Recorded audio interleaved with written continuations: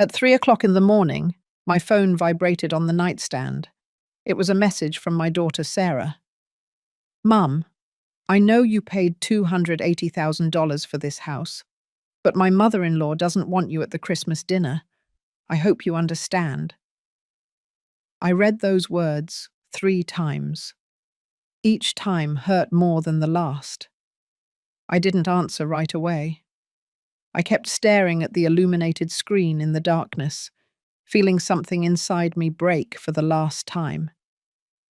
At that hour of the morning, everything feels heavier. The silences hurt more. The truths we've been carrying for years become unbearable. I had paid $280,000 so my daughter and her husband could have a decent house. A house with a yard, with space for the children they would someday have, with big windows for the morning sun to stream in. A house where I, apparently, was no longer welcome.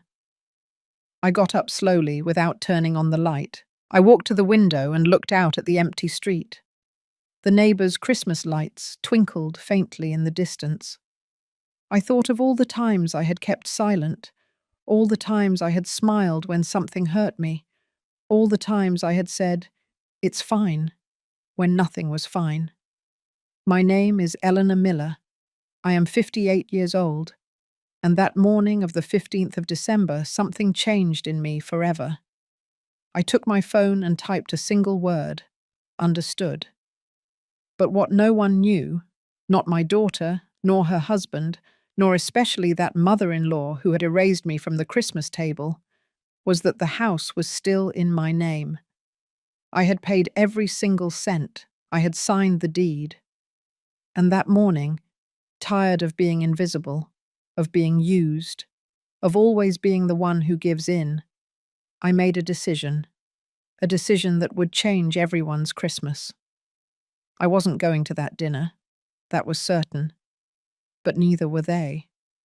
No one was prepared for what was coming, because sometimes, when a woman gets tired, she doesn't yell, she simply acts, and the consequences are inevitable. Sometimes we trust the wrong people too much. Have you also been disappointed by someone you loved? Tell me your story in the comments. I want to read it. 4 years ago, when Sarah introduced me to David, I was happy. My daughter had found a man who was educated, hard-working, with good manners. A civil engineer who spoke of projects and the future with that confidence that reassures a mother. I remember the afternoon they came to my house to tell me they were getting married. Sarah was wearing a light blue dress. She had that sparkle in her eyes that only true love can give. "Mum, I want you to meet David's family next Sunday," she said, squeezing my hand. I prepared turkey, mashed potatoes, and a green bean casserole that my own mother had taught me to make. I set the table with the embroidered tablecloth I saved for special occasions. They arrived on time. David, his father Mr. Harold, and her, Mrs. Carroll, a tall woman with perfectly styled hair, with that kind of elegance that is intimidating. She wore a pearl necklace and a smile that didn't reach her eyes. "Pleasure to meet you, Mrs. Miller," she said, shaking my hand coldly. "What a cozy house." That word stuck with me. She didn't say pretty. She didn't say warm. She said cozy, like someone who means small without actually saying it. During the meal, Mrs. Carroll barely tasted the turkey. "Oh, I just have a sensitive stomach," she said, touching her chest. "I can't handle rich dishes." David ate with appetite. Mr. Harold complimented me on the casserole, but she looked at everything as if she were evaluating.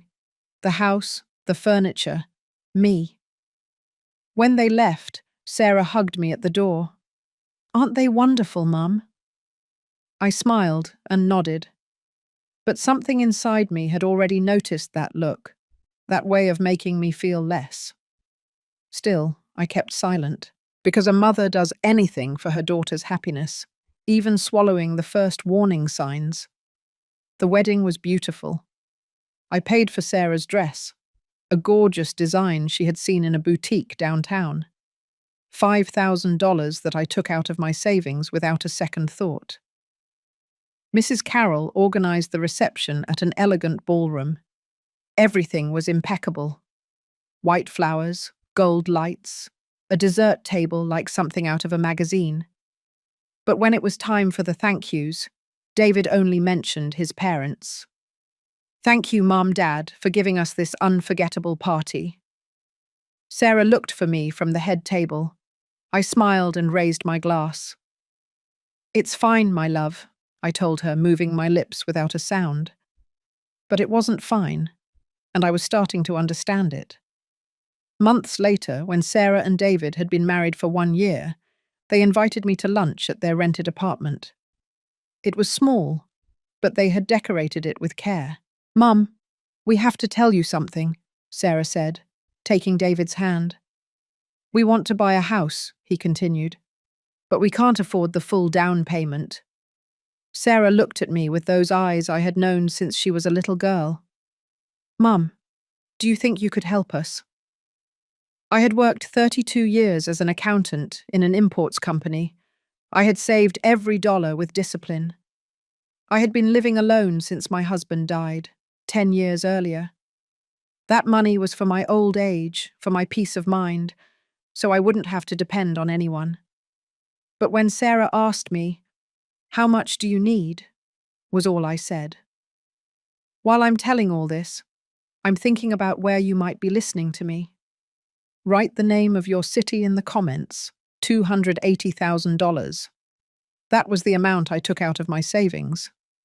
It wasn't everything I had, but it was most of it. The result of 32 years of waking up at 6 o'clock in the morning, taking 2 buses to get to the office, working extra hours when necessary. The money that was going to give me peace when I could no longer work. The money that meant freedom. But when I saw Sarah's face when I told her yes, it was all worth it. Oh, I thought so. The house was in a quiet residential area, on the outskirts of the city. It had 3 bedrooms, 2 full bathrooms, a yard with a lemon tree, and a spacious kitchen with windows overlooking the backyard. It was perfect. The day we went to see it, Sarah walked through the empty rooms with her hands over her chest, smiling like a small child. "Our room will go here, Mum, and this bedroom here." She stopped in the smallest room, next to the window. "This one will be for you." I stood still. "For me?" "Of course, Mum," Sarah said, hugging me. "You're helping us with the house. It's only fair that you have your own space when you come to visit, or when you want to stay." David nodded from the hallway. "Of course, Mrs. Miller. This house is yours too." I felt my heart fill up. Maybe everything was going to be fine. Maybe this investment was not just money, but a place where I belonged too. We signed the papers at the notary's office at the end of March. I put my name as the principal title holder. Sarah and David were listed as beneficiaries, but legally the house was in my name. That's what my lawyer had advised me, an older man who had been doing my tax returns for years. "Ellie, if you're putting up that amount of money, protect yourself," he told me. "Keep the property in your name for at least 2 years. Then you can transfer it if you want. But for now, protect yourself." I nodded, although deep down I felt guilty for even thinking it. What kind of mother distrusts her own daughter? When I told Sarah that the house would temporarily be in my name, she didn't object. "That seems perfect, Mum. It's your money after all. When we can pay you back, we'll make the transfer." But that night, David called his mother. I was in Sarah's kitchen preparing coffee when I heard his voice in the living room. "Yes, Mum. Yes, Mrs. Miller is putting up the money, but the house is staying in her name." Silence. "No, Mum. It's not distrust. It's just that her lawyer recommended it." Another silence. "Yes, I know. But we can't say anything to her. Without her money, there's no house." I felt a chill. I went back to the living room with the coffee tray as if I hadn't heard anything, but something had already changed. Over the following months, I helped Sarah and David furnish the house. I bought the refrigerator, the washing machine, and paid half of the living room set. I also gave them a wooden dining room table that I found at an antique store. It was beautiful, big enough for 8 people. "So we can have family meals, my love," I told Sarah as the movers carried it in. She hugged me tightly. "You're the best mom in the world." The first time I went to stay in my room, I arrived one Friday afternoon with a small suitcase and a layer cake that I had made that morning. I rang the doorbell. Sarah opened the door, but she had a strange expression. "Mom, didn't you tell me you were coming?" "Yes, my love. I sent you a message yesterday." "Oh, I didn't see it. It's just that—" She looked inside. David invited his parents for dinner. And there she was, Mrs. Carroll, sitting in the living room that I had helped furnish, drinking tea from a porcelain cup. She looked me up and down. "Mrs. Miller, what a surprise." She didn't get up to greet me. "Good afternoon, Mrs. Carroll," I said, walking in with my suitcase. "Mum, you're staying in your room, right?" Sarah said, nervously. "It's just that Mrs. Carroll is already settled in the guest room." I froze. The guest room. The room Sarah had told me was for me. "Sure, my love," I said, with that smile that was already starting to hurt. "No problem." I went up to my room, but when I opened the door, I realized it was no longer empty like the last time. There were boxes piled against the wall, old clothes of David's hanging in the closet, an exercise bike in one corner. My room had become a storage room. I sat on the edge of the bed and took a deep breath. "Don't cry, Ellie, don't cry." I went downstairs half an hour later with the cake in my hands. "I brought a layer cake," I said, trying to sound cheerful. Mrs. Carroll wrinkled her nose. "Oh, what a shame, Mrs. Miller. I brought a French lemon tart from a boutique bakery. We already put it in the refrigerator." David avoided my gaze. Sarah took the cake from my hands. "Thanks, Mum. We'll save it for tomorrow." But I knew they weren't going to eat it. During dinner, Mrs. Carroll talked non-stop about her social club, her travels, how expensive everything was. Mr. Harold nodded at every one of his wife's comments. David laughed at the appropriate moments. Sarah served the food in silence.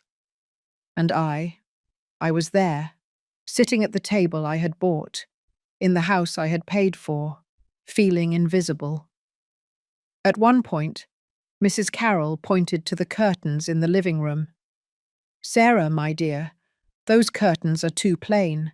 I know a divine store that sells some imported ones from Italy. I'll give them to you for Christmas." "Oh, mother-in-law, how sweet." "Thank you," Sarah said. "This house just has so much potential," Mrs. Carroll continued. "It just needs a few touches of good taste." Good taste. As if everything I had contributed didn't have it. I got up from the table. "Excuse me, my head hurts a little. I'm going to lie down." No one protested. I went up to my room, lay down on the quilt, and stared at the ceiling in silence. I didn't cry that night, but something inside me began to break, something that, with time, could no longer be repaired, because one can endure many things, but feeling invisible in the place one built oneself, that hurts in a way that has no name. And the worst of all's that it was just beginning. The following months were a succession of small injuries so subtle that at first I convinced myself I was exaggerating, that it was my imagination, that I was too sensitive. But the pain was real. Sarah started calling me less. Before, we talked every day, even if it was 10 minutes before bedtime. Now, 3, 4 days would go by without me hearing from her. When I called, sometimes she didn't answer. When she did answer, she was always in a hurry. Mum, I'll call you later. I'm with my mother-in-law at the supermarket. Mum, I can't right now. We're going out to lunch with David's parents. Mum, I'll tell you later. We're going to Mrs. Carroll's house to look at some fabrics for the throw pillows. Mrs. Carroll.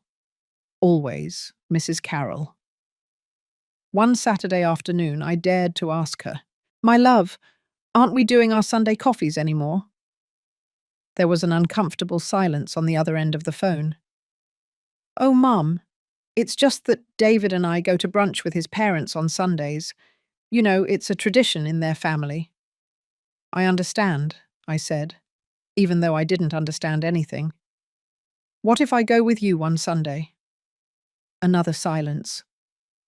It's just that Mrs. Carroll is very particular about that, Mum. You know, it's her time with David. Her time with David. David was no longer just my daughter's husband. Now he was Mrs. Carroll's son, who just happened to be married to Sarah. It's fine, my love, don't worry, I said, with that voice that was starting to sound fake, even to me. I hung up and sat in my living room, looking at the photograph of Sarah at her graduation. She was 22 years old in that photo, wearing her navy blue gown and holding her business administration degree with a huge smile. I was next to her, hugging her. That day she had told me, Mum, everything I am is thanks to you. At what point had that changed? I decided I needed to make an effort. Maybe I was the one pulling away without realizing it. Maybe I needed to be more present, more flexible, more pleasant. So I started bringing them food every week. On Tuesdays, after work, I would prepare something special and drop it off. Chicken chili, meatballs in barbecue sauce, corn chowder, beef stew with vegetables, things I knew Sarah had loved since she was a child. The first few times she received the containers with joy. Oh, Mum, thank you, it smells delicious. But little by little her enthusiasm faded. One afternoon, when I arrived with a meatloaf that had taken me 3 hours to prepare, Sarah opened the door with a tired look. Mum, I already told you that you don't need to cook so much. Well, I like to do it, my love. Plus, I know you work hard, and this way you don't have to worry about dinner. It's just that Mrs. Carroll brings us food too, she said, lowering her voice, and our refrigerator is already full. I was left standing with the container in my hands. Do you want me to take it back? No, leave it. I'll find a spot for it.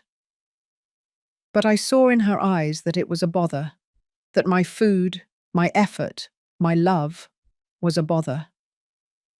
I went in for a moment to leave the container in the kitchen, and there, in the refrigerator, I saw elegant glass containers with printed labels. Mrs. Carroll's risotto, Mrs. Carroll's Mediterranean salad, Mrs. Carroll's berry dessert. My meatloaf, in its faded plastic container, looked sad next to all that impeccable presentation. The meatloaf is really good, Mum, Sarah said behind me. Really? But her voice didn't sound convincing. I drove back to my house with a lump in my throat. I didn't cry. I was already learning not to cry. In October, Sarah had her birthday, 28 years old. I had planned everything weeks in advance. I reserved a restaurant she loved, the same one where we had celebrated her last 5 birthdays. I invited her 2 best friends from college, my sister Susan, and of course, David. I sent the digital invitation a week in advance. Sarah called me that same night. Mom, that's a sweet invitation, but it's just that the but hit me like a stone in the stomach. It's just that Mrs. Carroll already organized a surprise dinner for me at her house on the same day. The same day? Yes, she just didn't know you had already planned something. Sarah, I sent you the invitation a week ago. And we've been talking about this dinner for a month. I know, Mum, I know. But it's just that everything is already set. She invited David's family, hired a catering service, ordered a cake. I can't tell her no. And you can tell me no? The words came out before I could stop them. There was a long silence. Mum, it's not like that. Then what is it like, Sarah? You can cancel the restaurant. Mrs. Carroll has already paid for everything. I felt something break in my chest. You know what, my love? You're right. Go to your mother-in-law's dinner. I'll cancel the restaurant. Mum, don't be mad. I'm not mad, Sarah. I understand you perfectly. I hung up before she could reply. I cancelled the restaurant reservation. I lost the $100 deposit. I sent a message to my sister Susan and Sarah's friends. The dinner was cancelled. Last-minute change of plans. That night I sat in my dining room alone and took out the gift I had bought for Sarah. It was a silver bracelet with a heart-shaped charm. Inside the heart, engraved in small letters, it said, Mum and Daughter, Forever. I put it back in its velvet box, and I put it away in the drawer of my dresser, where I kept all the things that I no longer knew if they made sense. On Sarah's birthday, she sent me a photo of the dinner at Mrs. Carroll's house, a long table decorated with gold and white balloons, a 3-tiered cake with sugar flowers, David hugging Sarah, Mrs. Carroll posing next to them with a triumphant smile. The message said, I missed you, Mum, but it was beautiful. Thanks for understanding. I replied, Happy birthday, my love. May God bless you always. I didn't mention the cancelled dinner. I didn't mention the lost deposit. I didn't mention the stored gift. Because that's what mothers do, right? We swallow the pain, we smile, and we say everything is fine, even though something inside is dying. November arrived with an unusual cold. Sarah called me one Wednesday night. Mum, do you have plans for Christmas? My heart skipped a beat. Christmas, our tradition. Since Sarah was a little girl, we spent Christmas Eve together. We made mashed potatoes, punched the turkey, played carols. It was our time. Well, I was thinking we would spend it together, as always, I said, trying to sound casual. It's just that this year is going to be different, Mum. Different. That word again. Mrs. Carroll wants to have Christmas dinner at our house. She says she's getting older and going up the stairs at her house is hard for her, so we thought it would be nice to have it at the new house. Our house. The house I paid for. I understand, I said. And me? You're coming, of course. You're part of the family. I breathed a sigh of relief. That's fine, my love. I'll bring the mashed potatoes and the pumpkin pie, as always. Mum, it's just that Mrs. Carroll already has the whole menu planned. She's bringing everything. But I always make the Christmas mashed potatoes, Sarah. I know, Mum, but you know how she is. She likes everything to be a certain way. A certain way. Her way. What if I just bring the pie? Mum, honestly, don't worry. Just come and enjoy. You don't have to bring anything. You don't have to bring anything. Except that I was no longer welcome. Except that my place at that table was already being occupied by someone else. But I still didn't know it. I still thought that if I made myself smaller, more invisible, more obedient, I would still fit into my daughter's life. How wrong I was. I still wonder if I did the right thing by staying quiet for so long. And you? What would you have done in my place? December arrived with that air of hope that Christmas brings. The streets filled with lights, the stores played carols, and I tried to convince myself that everything was going to be fine, that Christmas dinner at Sarah's house would be a new beginning, that Mrs. Carroll and I could get along better if I made the effort.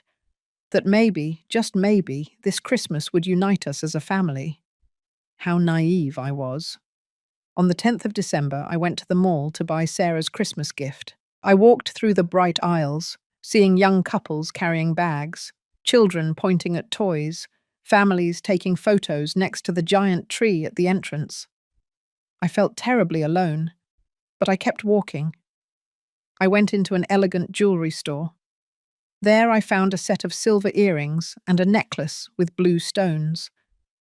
Sarah had always loved blue. "It's for my daughter," I told the saleswoman. "What a beautiful gift," she replied, smiling. "She's sure to love it."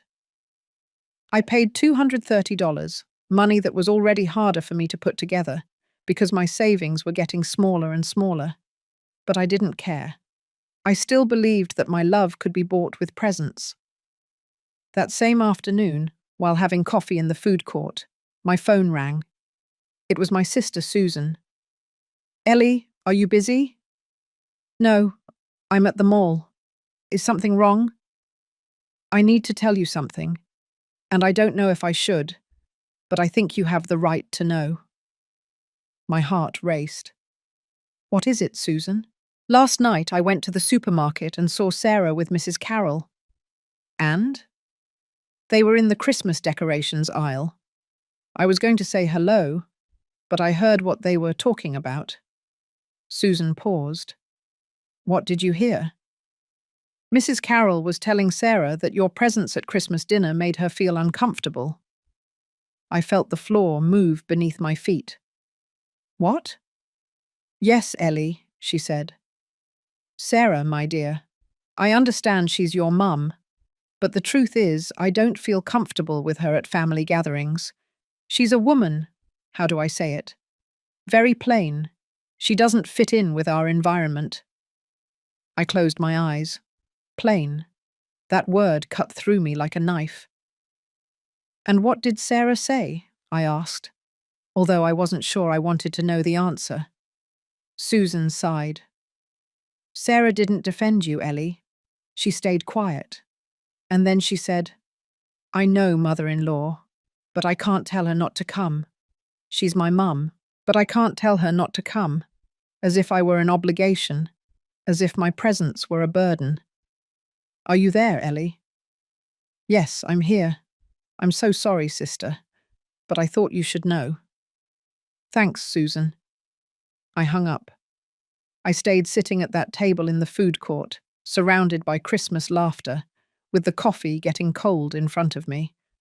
And for the first time in months, I felt something different from pain. I felt rage. I couldn't sleep that night. I tossed and turned in bed, reviewing every conversation, every gesture, every word I had ignored. The "I'll call you later" that never came. The "you don't need to come" wrapped in false smiles. The "Mrs. Carroll already organized it" that erased me from every plan.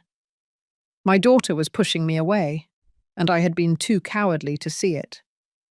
At 2 o'clock in the morning, I got up and turned on my computer. I opened my email and looked for the house documents, the deed, the contract, the proof of transfer for the $280,000. Everything was in my name. I was the legal owner of that house. Sarah and David were just residents. Residents who, according to the contract, had the obligation to make me a participant in the family use of the property.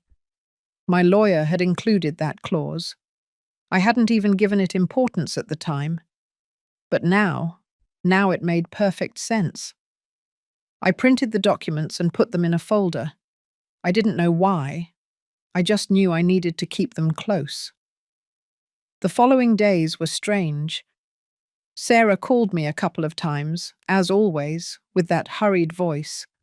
But I no longer listened the same way. Now I noticed every uncomfortable pause, every change of subject when I mentioned Christmas dinner, every "I have to go" that came too quickly. On the 14th of December, I decided to stop by the house without announcing myself. I needed to see my daughter. I needed to look her in the eyes and ask her if what Susan had heard was true. I rang the doorbell at 11 o'clock in the morning. David opened the door, wearing sweatpants and looking surprised. Mrs. Miller, good morning. We didn't know you were coming. I came to see Sarah. Is she here? Yes, she's upstairs. Come in. I went into the house. My house. The living room was different. They had put up new curtains, elegant beige ones, the ones Mrs. Carroll had promised to give them. The couch I had helped buy was covered with embroidered throw pillows that I had never seen. On the mantelpiece, there was a large picture frame. I walked closer. It was a family photo. David, Sarah, Mr. Harold, Mrs. Carroll, all smiling in front of the Christmas tree at Mrs. Carroll's house. I looked for my photo, the photo of the two of us at her graduation, the photo that used to be on that same mantelpiece. It was gone. Ellie? I turned around. Sarah was coming down the stairs, in pajamas, with messy hair. Mum, is something wrong? I came to see you, my love. Can't I come to see you? Of course you can. It's just that you should have let me know. Why, Sarah? So you could tell me you're busy? She fell silent. We sat in the living room, uncomfortable, like two strangers. Mum, are you okay? You seem off. Off? Yes, like angry. I took a deep breath. Sarah, I need to ask you something, and I need you to answer me truthfully. She tensed up. What is it? Did Mrs. Carroll tell you that she doesn't want me to go to Christmas dinner? The colour drained from her face. Who told you that?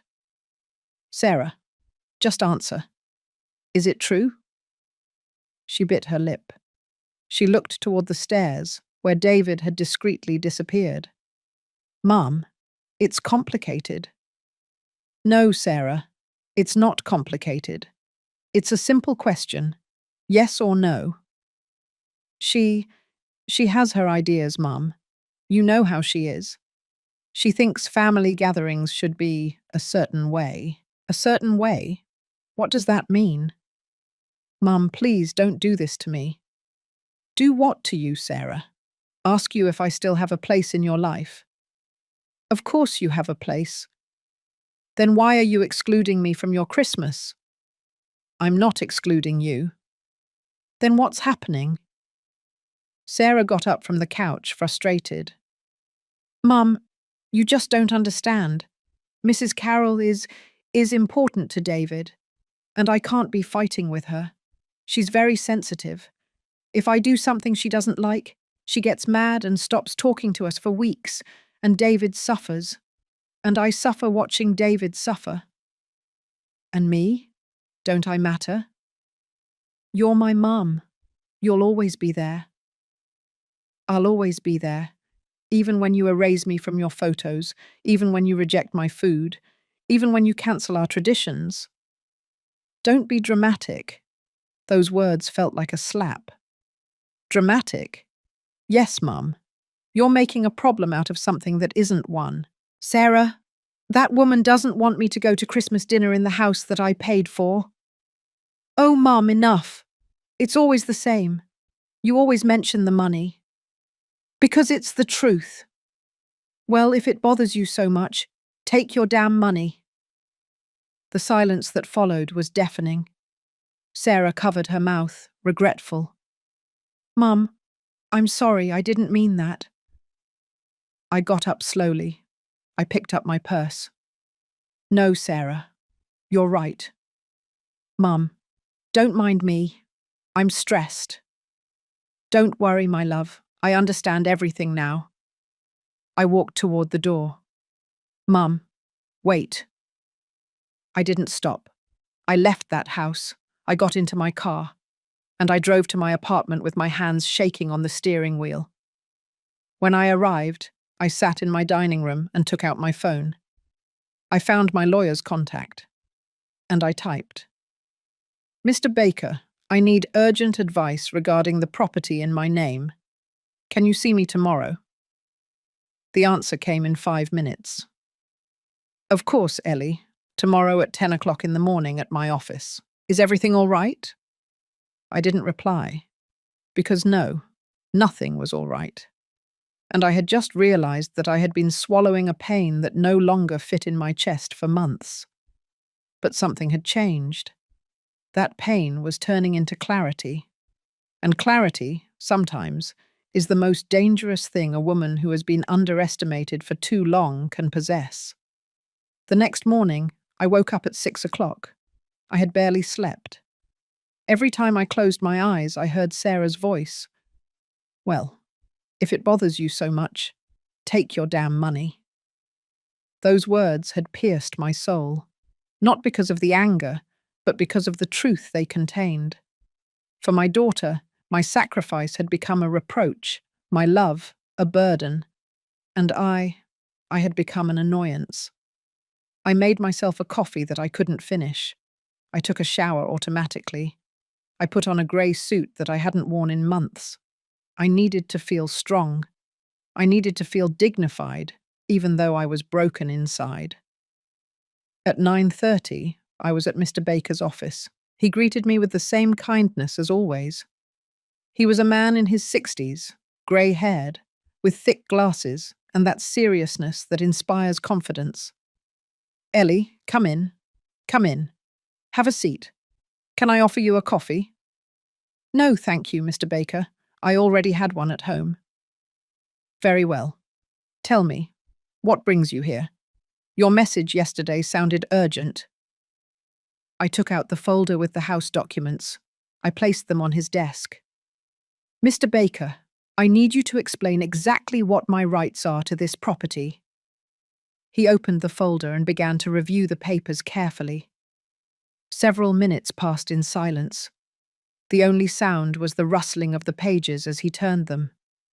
Finally, he took off his glasses and looked at me. Ellie, you are the absolute legal owner of this property.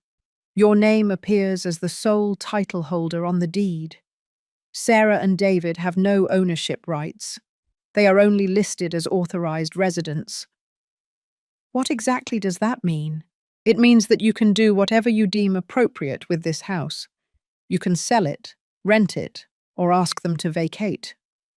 Just like that? Just like that. You put up the money, you signed. The house is yours. I felt a shiver. And them? Can't they do anything? No, unless you signed some private agreement promising them the property, which I don't see here.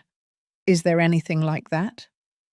No, only verbal agreements. I told them that one day I would transfer it to them when they could pay me back. Are there witnesses to that? Only the three of us. Then there is nothing legally binding. Ellie, that house is yours to do with as you wish. I remained silent, processing his words. Mr. Baker, can I sell it without their consent? Yes. Can I ask them to leave? Yes. You just need to give them formal notice. Since they are there without paying rent and without a contract, you can request an eviction with 30 days' notice. 30 days. And what if I wanted to sell the house immediately? He looked at me intently. Is the situation that serious, Ellie? I didn't answer with words, but my eyes said it all. He sighed. Look, legally you can, but I understand this is your daughter. I would recommend you think about it carefully. These decisions have emotional consequences that go beyond the legal. There are no more emotions to protect, Mr. Baker. That has been made very clear to me. Do you want me to prepare the sales documents? I was silent. Was I really going to do this? Was I really going to sell my daughter's house? I thought of Sarah, of her happy face the day she first saw that house, of her decorating plans, of her dreams of starting a family there. But then I thought of the family photo from which I had been excluded, of the room that had become a storage room, of the rejected mashed potatoes, of the cancelled birthday dinner, of the take your damn money. And above all, I thought of Christmas, of the dinner where I was not welcome, in the house I paid for, at the table I bought, where Mrs. Carroll would be the queen, and I wouldn't even have a place. Yes, Mr. Baker, I finally said. Prepare the documents. Are you sure? I've never been more sure of anything in my life. He nodded slowly. Very well. Do you want to list it with an agency, or do you know an interested buyer? I want to sell it as quickly as possible. How long would that take? If we look for a cash buyer, maybe 3 or 4 weeks. There are investors who constantly look for properties like this. 3 or 4 weeks. That would take us to the end of December. Mr. Baker, what's today's date? The 15th of December. I did the math in my head. Would it be possible to have the sale closed by the 24th of December? He looked at me surprised. That's very little time, Ellie. But if we find the right buyer and you are willing to lower the price a little to speed things up, perhaps yes. How much would I have to lower it? Instead of asking $300,000, you could offer it for $270,000. That's $30,000 less, but the sale would be immediate. $30,000 less. Even so, I would recover almost all my money, and more importantly, I would recover my dignity. Do it, Mr. Baker. Sell it for $270,000, but I need the transaction to be closed on the 24th of December, not a day later. The 24th of December? Ellie, that's Christmas Eve. I know perfectly well. We looked at each other in silence. He understood. All right. I'll do my best. I know some investors who might be interested. I'll let them know it's a cash opportunity. Negotiable price. Urgent transaction. Perfect. And the eviction notice? Prepare that too, but don't deliver it yet. I will let you know when. When do you plan to deliver it? I smiled for the first time in days. A sad smile, but a smile. The afternoon of the 24th of December, Mr. Baker, just before Christmas dinner. He let out a long sigh. Ellie, are you absolutely sure about this? There's no turning back. I've been making myself small for months to fit into my daughter's life, Mr. Baker. And you know what I discovered? That no matter how small I make myself, I'm never going to be enough for them. So I decided something better. What is that? I decided to reclaim my size. I left that office with the folder under my arm and a strange weight in my chest. It wasn't relief, nor was it sadness. It was clarity. That cold, sharp clarity that comes when you finally understand that they don't love you the way you love, that they don't value you the way you value. And that sacrifice, when it's not reciprocated, becomes humiliation.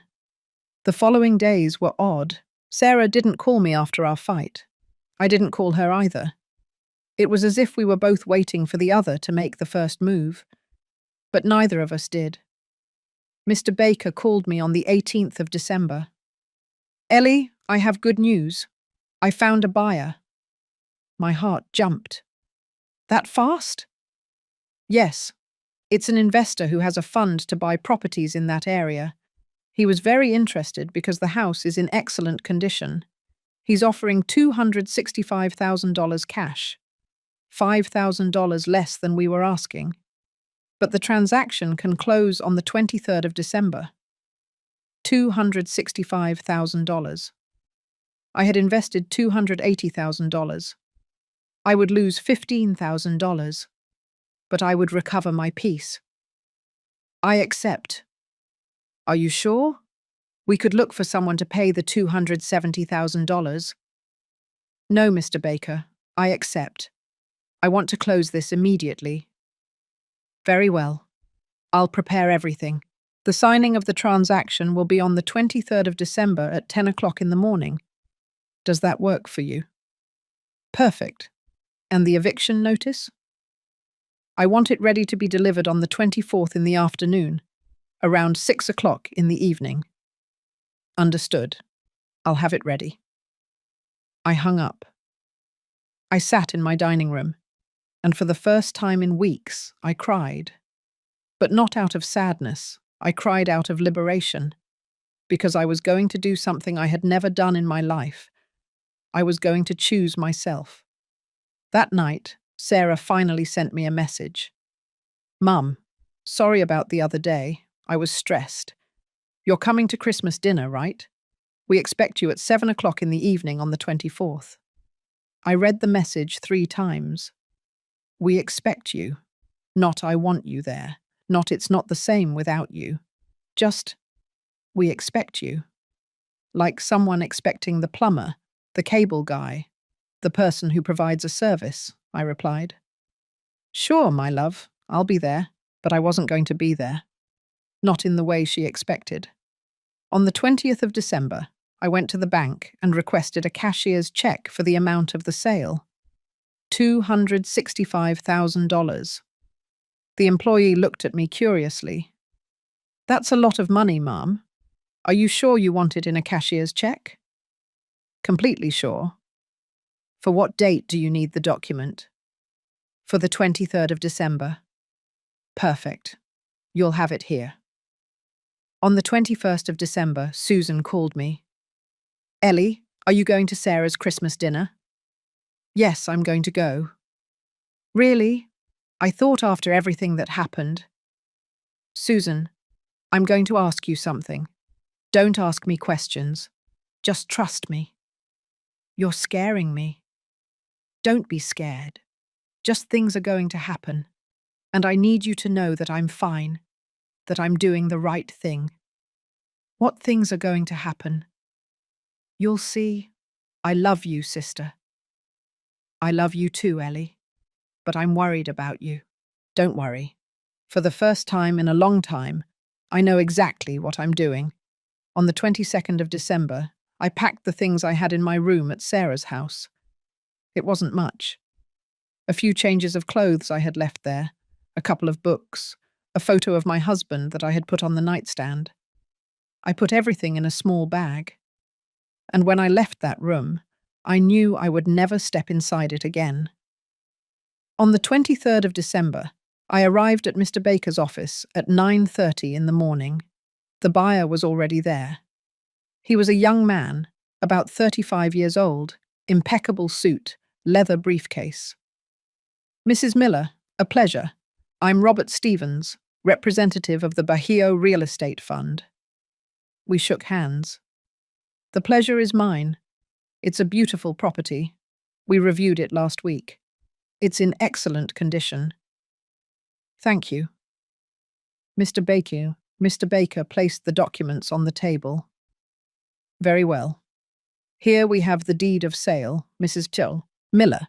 You are relinquishing all rights to the property located at Maple Street, number 347, to the Bahio Real Estate Fund for the amount of $265,000. Do you agree? I agree. Mr. Stevens, does your representative accept the terms? Yes, we accept. Perfect. Proceed to sign. I signed every page. My hand didn't tremble. Not once. When I finished, Mr. Stevens handed me the cashier's check. Here you are, Mrs. Miller, $265,000. I took the check. I looked at it. It was a simple piece of paper, but it represented my freedom. And when do you take possession of the house? Legally, from this moment on, but I understand that the current occupants need time to vacate. When do you think they can leave the property? I looked at Mr. Baker. Mr. Baker, does the eviction notice give them 30 days? That's right. Then they have until the 24th of January. Mr. Stevens nodded. Perfect. That gives us time to plan the renovations. We're going to convert it into an executive rental house. An executive rental house. It wasn't even going to be Sarah's in any sense anymore. It was going to belong to strangers. And for some reason, That seemed perfect to me. I left that office with the check in my purse and the eviction notice in a manila folder. I went straight to the bank and deposited the check. $265,000. It wasn't everything I had invested, but it was enough. That afternoon, I sat in my living room and wrote a letter, not to Sarah, but to myself. Dear Ellie, today you sold the house you bought for your daughter. Today you recovered the money you gave with love. Today you chose your dignity over their comfort. And it's okay, you are not a bad mother. You are a woman who finally understood that love is not begged for, that sacrifice without reciprocity is called abuse, and that sometimes the most loving decision you can make is to walk away. Tomorrow will be a difficult day, but it will be the first day of the rest of your life. And that life finally belongs only to you. I folded the letter and put it in the drawer of my dresser, next to the birthday gift I never gave Sarah, next to the bracelet that said, Mum and Daughter Forever, because forever had turned out to be a promise only I was keeping. I went to bed early that night. Tomorrow would be Christmas Eve, the day everything would change, the day I would stop being invisible. And although I knew it would hurt, I also knew that I would heal, because there are pains that cure. And this one was one of them. I woke up on the 24th of December at 5 o'clock in the morning. I had slept barely 3 hours, but it wasn't the insomnia of anguish. It was the vigilance of someone who is about to cross a bridge of no return. I stayed lying in the darkness, listening to the silence of my apartment. On other Christmases, at this hour, I would already be in the kitchen, preparing the turkey stuffing, chopping the vegetables for the side dishes, putting the cranberry sauce on the stove with cinnamon and orange, those aromas that filled the whole house, and that meant home, family, love. But this year, everything was different. I got up slowly and went to the kitchen. I made coffee, sat by the window, and watched the city wake up. The first lights of dawn painted the sky pale orange. It was a beautiful day. Ironic, I thought. The most painful day of my life. And the sky was clear. At 8 o'clock in the morning, my phone rang. It was Sarah. I hesitated whether to answer. Finally, I slid my finger across the screen. Hello, Mum. Good morning. How did you wake up? Her voice sounded cheerful, falsely cheerful. Fine, my love. And you? Oh, Mum, I'm running around like crazy here. Mrs. Carroll arrived early with everything for dinner. She brought turkey, ham, salads, desserts. She even hired a lady to serve. Everything is going to be beautiful. A lady to serve in the house I paid for, with the money I earned, while I was treated like a third-class guest. That's great, my love. What time are you getting here, Mum? Dinner is at 7, but you can come earlier if you want to help set the table. Help set the table. They wouldn't even let me organize anything, just help. I'm going to get there at 6:30, Sarah. Perfect, Mum. See you then. I love you. I love you too, my love. I hung up, and I kept looking at the phone in my hand. I love you. When had that phrase become a white lie? When did it stop meaning I value you, I respect you, I include you? When did it become just an empty word said out of habit? At 10 o'clock in the morning, I went to Mr. Baker's office. He was waiting for me. Ellie, good morning. Ready? Ready? He handed me a manila envelope. Inside was the eviction notice, printed on official paper, with my signature, with the lawyer's signature, with the corresponding seals. By means of this document, the occupants of the property located at Maple Street, number 347, are notified that they must vacate the premises within a maximum period of 30 calendar days from the date of receipt of this document, due to the fact that the property has been sold to a third party. The legal owner, Mrs. Eleanor Miller, exercising her full right, has decided to transfer the title of said property. I read the entire document.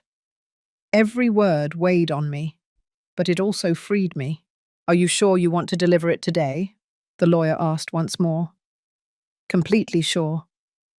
"Ellie, they are going to react badly. You know that, right?" "I know. They are going to say things. They are going to be furious. They are going to—" "I know, Mr. Baker. I know exactly what is going to happen." "And you still want to do it?" "Especially because of that," he sighed. "You are a very brave woman, Ellie." "I'm not brave, Mr. Baker. I'm just tired." I put the envelope in my purse. I left there and went to church.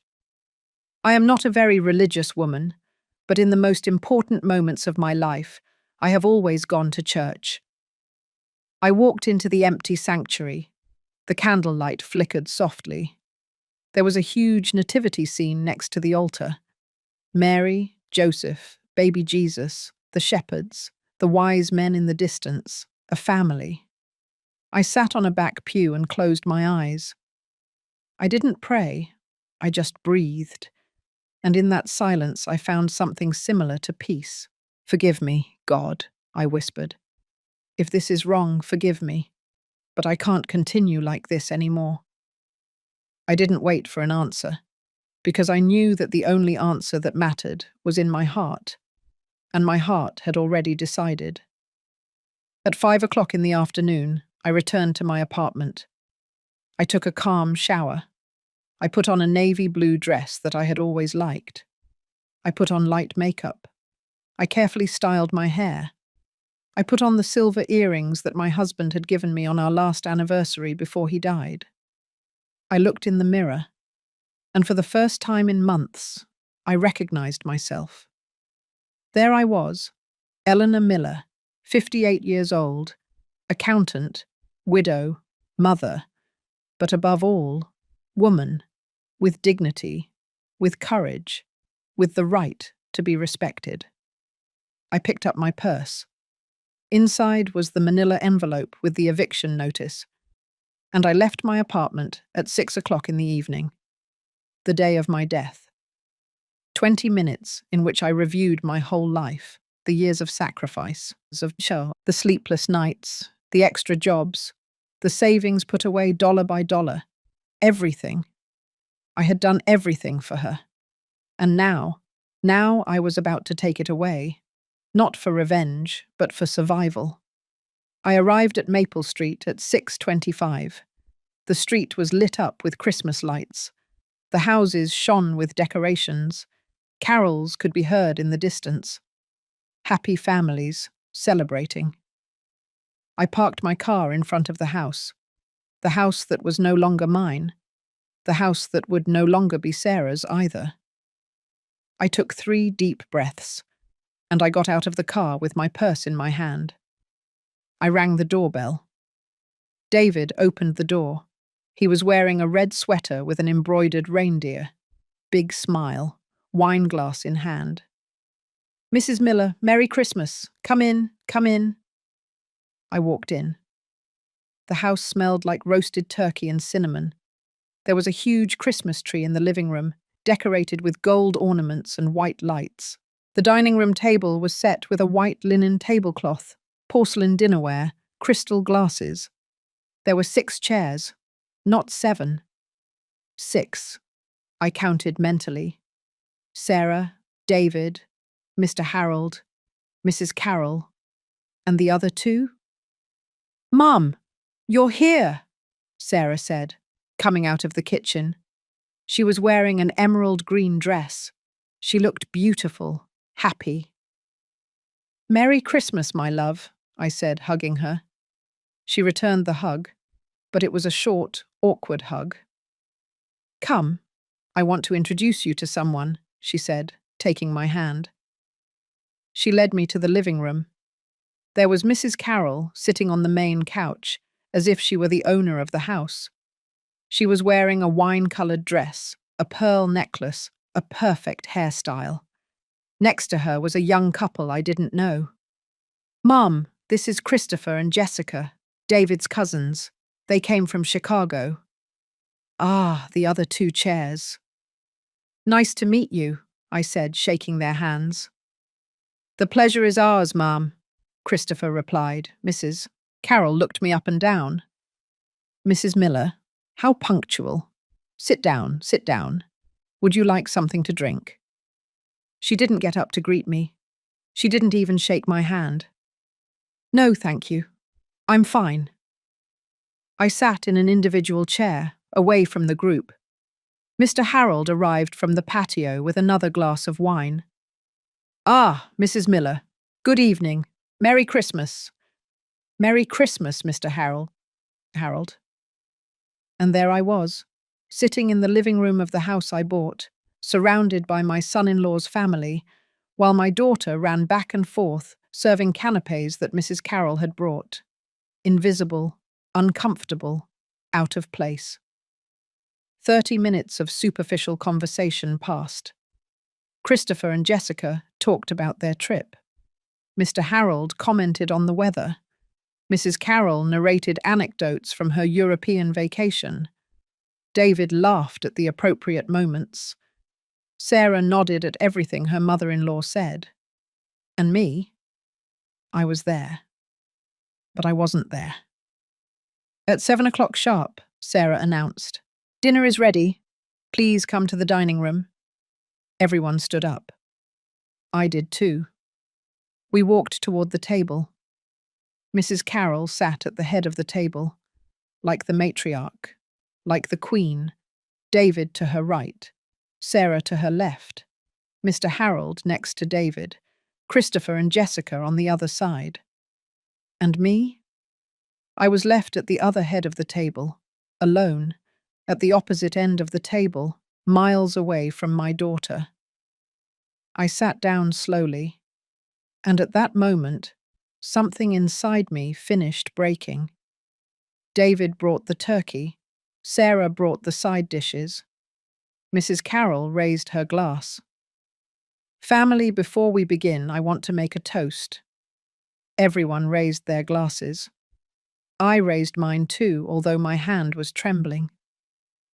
"I want to thank God for this beautiful family we have formed, for my son David, who fills me with pride every day, for Sarah, who is like the daughter I always dreamed of having, for this wonderful house where we are gathered today, and for this perfect moment. Cheers! Cheers!" Everyone shouted. They clinked their glasses. They smiled. They toasted. And I set my glass down on the table without drinking, because I had just heard the only thing I needed to hear. For this wonderful house. The house she hadn't paid for. The house where I wasn't welcome. The house that in 30 minutes would no longer be theirs. I looked at Sarah. She was laughing at something Christopher had said. Happy, carefree, oblivious to everything. Oblivious to me. I got up from the table. "Excuse me," I said. No one looked up at me. No one asked if I was okay. I walked toward the kitchen. I took out my phone and sent a message to Mr. Baker. "Proceed." He replied immediately. "Understood. In 15 minutes." I put my phone away. I returned to the dining room. I sat back in my seat. And I waited. They ate. They laughed. They told stories. Mrs. Carroll talked non-stop. David listened, captivated. Sarah poured more wine. And me? I just waited. At 7:30, the doorbell rang. David got up. "Are we expecting someone else?" "No," Sarah said, confused. He went to open the door. I heard voices at the entrance. Seconds later, David returned, pale. "Sarah, there's someone who wants to talk to you." Sarah got up, puzzled. "Who is it? Is it a process server?" Silence fell over the table like a slab of concrete. Sarah left the room, I remained seated, calm, breathing. Mrs. Carroll frowned. A process server? On Christmas Eve? What disrespect! 2 eternal minutes passed. Then I heard Sarah scream. What? We all got up from the table. We ran to the entrance. Sarah was at the door with an open envelope in her hands. Her face was distraught, white, trembling. David read the document over her shoulder. It can't be. It can't be. What's wrong? Mr. Harold asked. Sarah turned to me. Her eyes were full of tears, but they weren't tears of sadness. They were tears of fury. Did you do this? Everyone looked at me. I held her gaze. Yes, Sarah, I did this. You sold the house. Yes. How could you? Because it's my house, Sarah. It always was. But we live here. You lived here. You have 30 days to vacate. David took a step toward me. Mrs. Miller, this is a mistake, right? You can't do this. You promised us. I didn't promise you anything, David. I told you that one day I might transfer the house to you, but that day never came. Mrs. Carroll stepped forward. Her face was red with indignation. This is an abuse, an injustice. You can't leave my son homeless. I looked her directly in the eyes.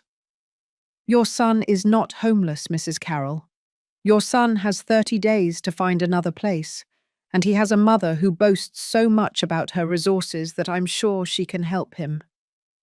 She opened her mouth, but no words came out. Sarah came up to me, trembling. Mum, why? Why are you doing this to us? Are you really asking me that, Sarah? Because you made it very clear to me that I had no place in your life, because you excluded me from your table, because you rejected my love again and again, because you chose this woman, I pointed to Mrs. Carroll, over your own mother. That's not true, isn't it? Tell me, Sarah, where were my mashed potatoes tonight? Where was my pumpkin pie? Where was my place at this dinner? She fell silent. Exactly, there was no place for me, but there was a place for all of them. Because you don't accept David's family. No, Sarah, because David's family doesn't accept me, and you allowed it. Mrs. Carroll intervened. You are a resentful and bitter woman. No, Mrs. Carroll, I am a woman who finally learned to value herself. You ruined Christmas, I smiled sadly. My Christmas was already ruined from the moment your daughter-in-law sent me a message saying that you didn't want me here. Sarah turned pale. How? How did you know that? Because I wasn't the only one who overheard your conversation at the supermarket, my love, Mrs. Carroll looked at Sarah furiously. You said that in public. I, Sarah, didn't know anyone was listening to us. I approached my daughter. She backed away. Sarah, I gave you everything. My money, my time, my love. And you gave me crumbs. You made me feel invisible. You made me feel like I was the one who was wrong for expecting respect. Mum, I never… Yes, you did. And it's fine. I'm not angry anymore. I'm just… tired. I picked up my purse. You have until the 24th of January. The new owner has already paid. The papers are signed. There's no turning back. Mum, you can't just leave like this. Of course I can. I walked toward the door. Sarah followed me. Mum, please, can we talk? Can we fix this? I stopped. I turned to look at her. You know what the saddest thing is, Sarah? That I would have given anything to hear you say those words 2 months ago. But now it's too late. It's never too late, Mum. For some things it is. Merry Christmas, my love. I left that house. I closed the door behind me, and I heard the yelling that remained inside, the arguments, the crying, the chaos. I got into my car. I drove away. And I drove away, without looking back. Because if I looked back, maybe I would have regretted it. And I couldn't regret it. Not now. Not after finally having found my own voice. I drove aimlessly for 1 hour. The streets were empty. Everyone was home celebrating, families gathered, full tables, hugs, laughter. And I was alone in my car, with my hands trembling on the steering wheel. But I wasn't crying. I still wasn't crying, because if I started crying, I was afraid I wouldn't be able to stop. Finally, I stopped at an overlook on the outskirts of the city. From there, the whole city was visible, illuminated.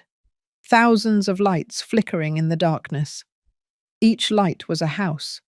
Each house, a family. Each family, a story. I turned off the engine. I sat in the silence. And there, in that absolute solitude, I finally breathed. I really breathed. For the first time in months, I felt my lungs fill completely. There was no one to please, no one to smile falsely for, no one to make me feel small. Just me. Me and my decision. I took out my phone. I had 15 missed calls from Sarah, 8 messages from David, 3 messages from unknown numbers, 1 from Susan. I opened Susan's first. "Ellie, are you okay?" Sarah called me crying. She told me everything. I don't know what to say. Just take care. "I love you, sister," I replied. "I'm fine. Better than ever. Don't worry about me." Then I opened David's messages. "Mrs. Miller, please, can we talk? Sarah is devastated. This is very cruel of you. I didn't think you were capable of something like this. At least give us more time. My mum is right. You are a very harsh woman. Sarah won't stop crying. How are you going to sleep tonight knowing what you did?" I read every message without feeling anything. Not guilt, not regret, just clarity. Finally, I opened Sarah's messages. "Mum, answer me, please. Mum, I need to talk to you. I can't believe you did this to me. How could you ruin our Christmas?" David is furious. "Mrs. Carroll says you are a horrible person." You know what? She's right. You're selfish. You only think about yourself. You never cared about my happiness. It was always about the money. I wish Dad were alive to see what you've become. That last message hit me like a punch to the stomach. She mentioned my husband, the man who loved me, the man who respected me, the man who valued me, and she used him as a weapon. I closed my eyes. I took 3 deep breaths and wrote my reply. "Sarah, I am only going to answer you once. Then I am going to turn off my phone. I didn't ruin your Christmas. Your Christmas was already ruined when you decided that I was not welcome in it. I am not selfish. I am a woman who finally understood that self-love is not selfishness. Yes, I thought about myself for the first time, in a long time, and I'm not going to apologize for that. And about your dad. Your dad would be proud of me, because he taught me that respect is the foundation of love. And you forgot that. I love you, Sarah. I will always love you. But I will no longer allow you to treat me as if I were invisible. When you are ready to talk truthfully, without yelling, without accusations, without your mother-in-law involved, I will be there. But not before.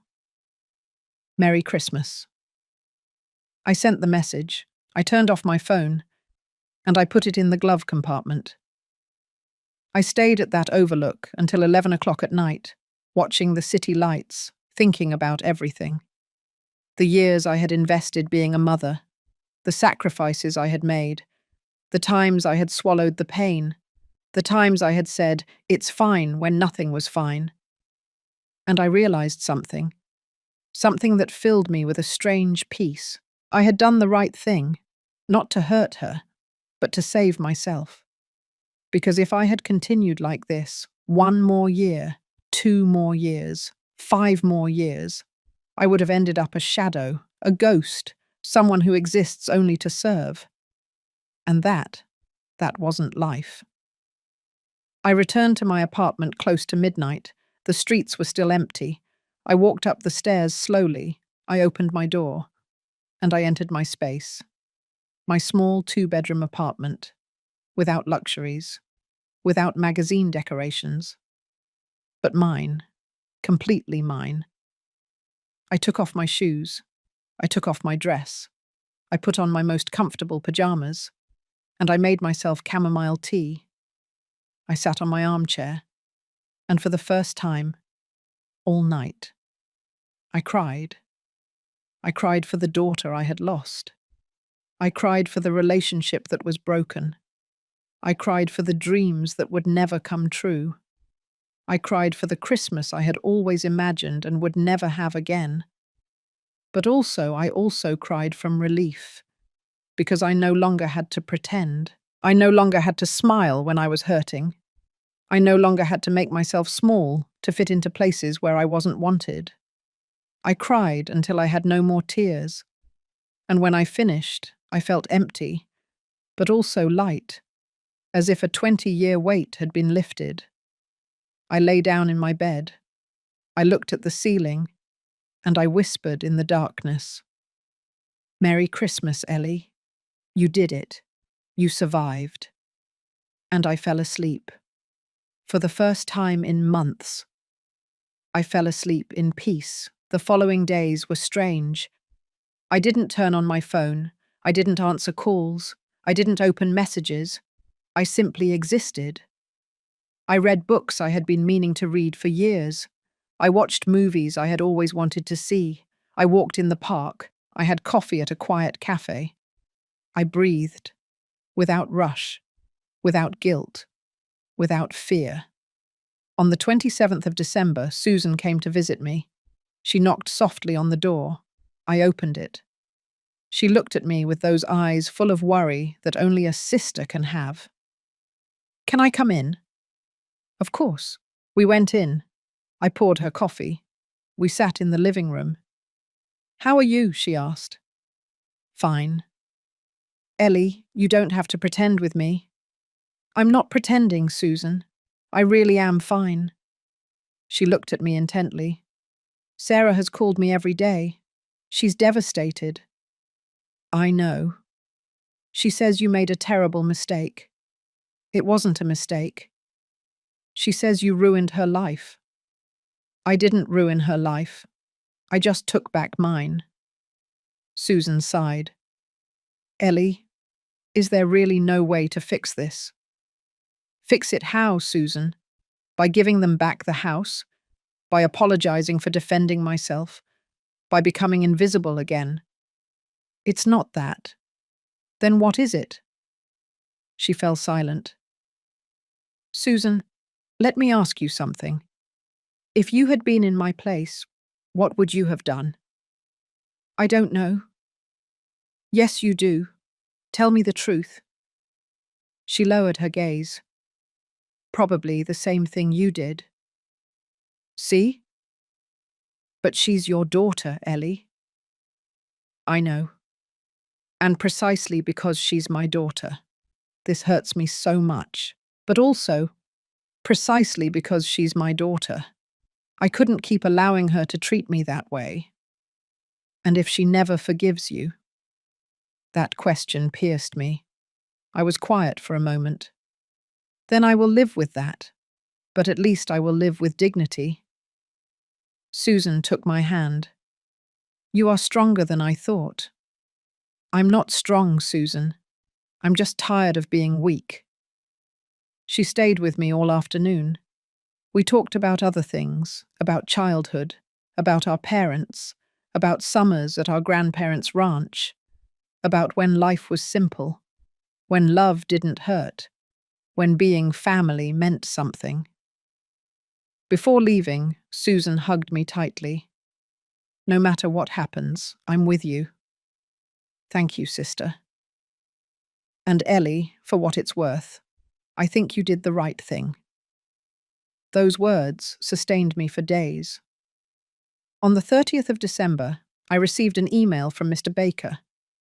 Ellie, I inform you that the new owners will formally take possession of the property on the 24th of January. The current occupants have been notified. So far, they have not sought legal advice to appeal. I will keep you informed of any developments. So they weren't going to fight legally, probably because they knew it was pointless. The house was mine. I sold it. End of story. On the 31st of December, New Year's Eve, I spent it alone. I didn't go to parties. I didn't answer invitations. I simply prepared a simple dinner, put on music by Augustine Lara, and at 12 o'clock at night, I poured myself a glass of wine. I toasted to myself. To you, Ellie, for everything you survived, for everything you let go of, for everything you will build. And I drank, slowly, savouring every sip, not as an escape, but as a celebration. On the 2nd of January, I turned on my phone for the first time in 9 days. I had 43 messages, most of them from Sarah. I read them all, and in them, I saw the progression of her emotions. Mum, please, let's talk. December 27th. Mum, David says we have to look for an apartment. We can't find anything in our budget. December 28th. Mrs. Carroll says we can stay with them temporarily, but her house is small. December 29th. Mum, this is a nightmare. December 30th. I packed your things from the room. They are in boxes. Do you want me to bring them to you, or are you coming for them? December 31st. Happy New Year, I guess. January 1st. Mum, are you really going to let this end like this? January 2nd in the morning. That last message made me think. Was I ending this, or had she ended it months ago without realizing it? I replied to only one message.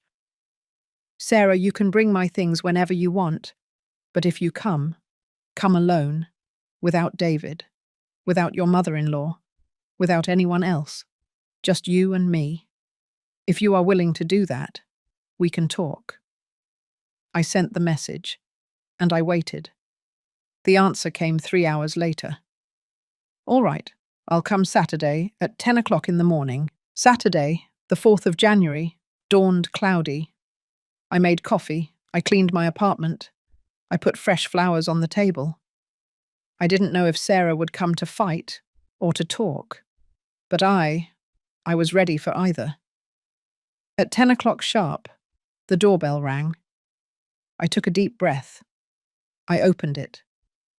There was my daughter, without makeup, with dark circles under her eyes, jeans and a sweatshirt, 2 boxes in her arms. We looked at each other, and at that moment, I saw something in her eyes that I hadn't seen in months. Vulnerability. Hello, Mum. Hello, my love, come in. She walked in slowly. She left the boxes next to the door. We sat in the living room, in silence, uncomfortable, painful. I poured 2 cups of coffee. I handed one to her. Thanks, she said, almost in a whisper. We drank coffee in silence for several minutes. Finally, she spoke. Mum, I need to understand. What do you need to understand? Why did you do it? Why like this? I looked her in the eyes. Because you made it very clear to me that I didn't matter. That's not true. Sarah, please, you didn't come here to lie to yourself. You came to talk. So let's talk truthfully. She lowered her gaze. I didn't realize I was hurting you. You didn't realize? Or you didn't want to realize? She bit her lip. Maybe I didn't want to. Why?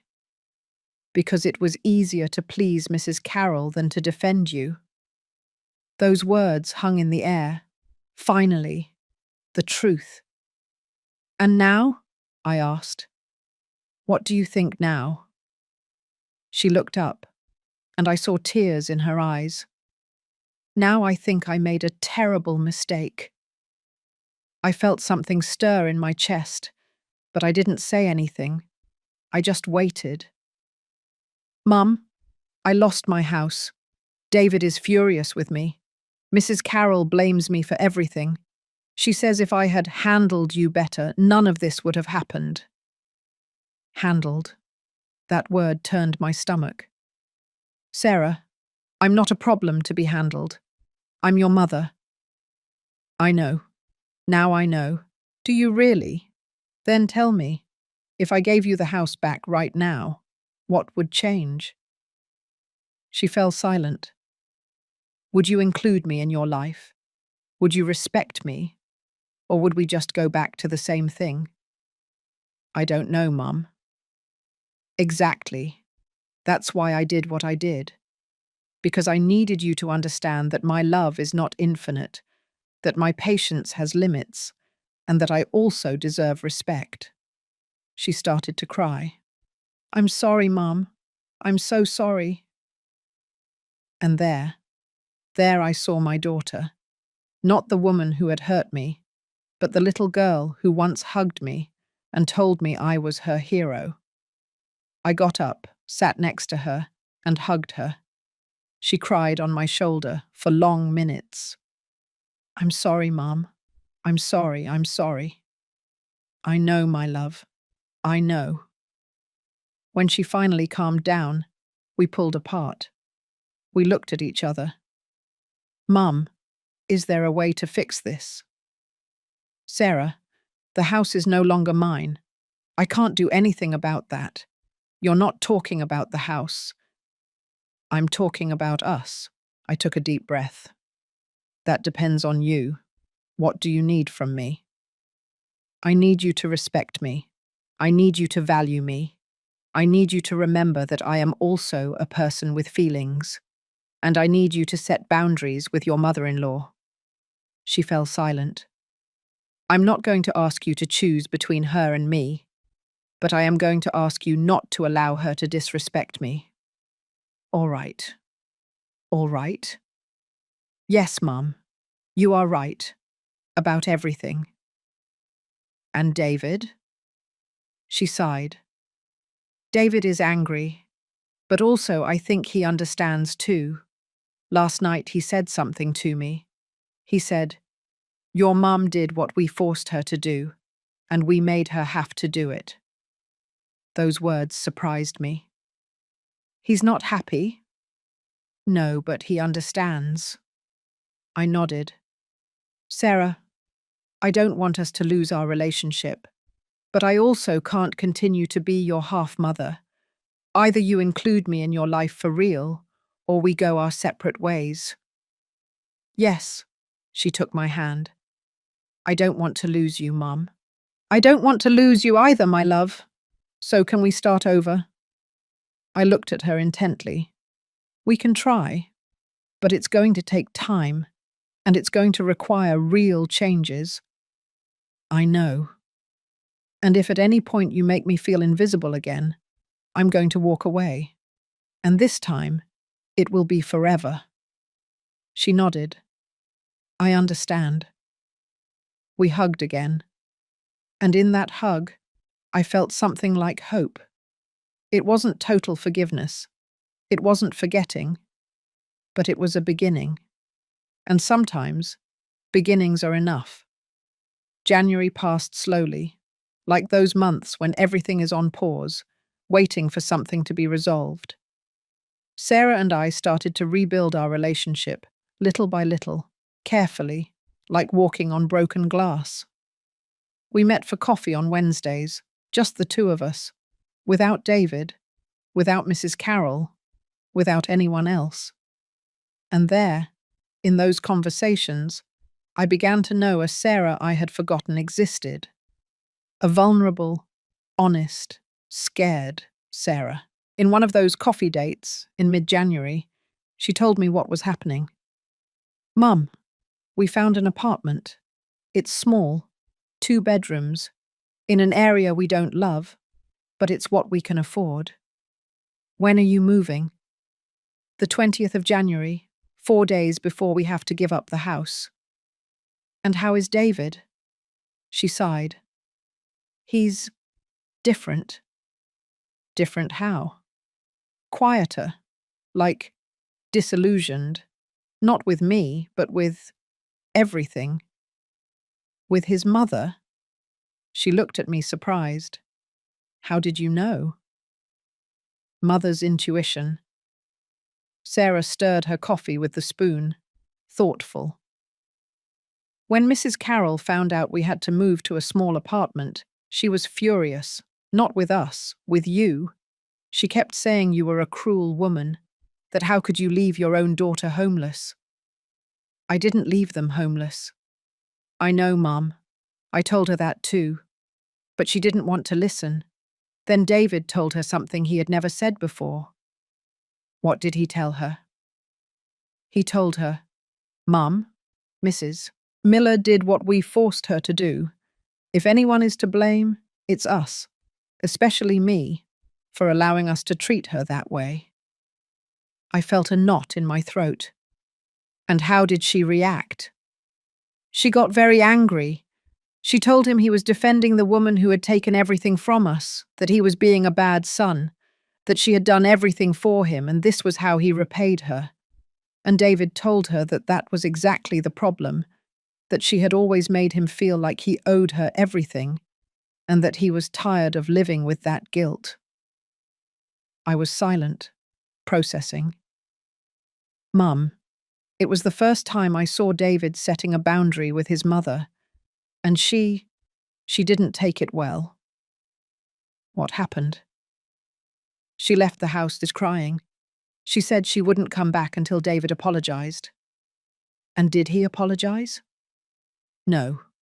And I think that's what hurts her the most, that for the first time in his life, David didn't give in. I took a sip of my coffee. And how do you feel about all this? Relieved, Mum. I feel relieved because I finally feel like David and I are a team. Not David, his mum and me, just the two of us. I'm glad to hear that, my love. But I'm also sad because I see David suffering. He loves his mum, but he's also understanding that his mum has manipulated him his whole life. That's very painful to see. Yes, but I also think it's necessary. I nodded, because it was. Sometimes pain is the only way to wake up. On the 20th of January, I helped Sarah and David move. I arrived at the new apartment with plastic bins, duct tape, and markers.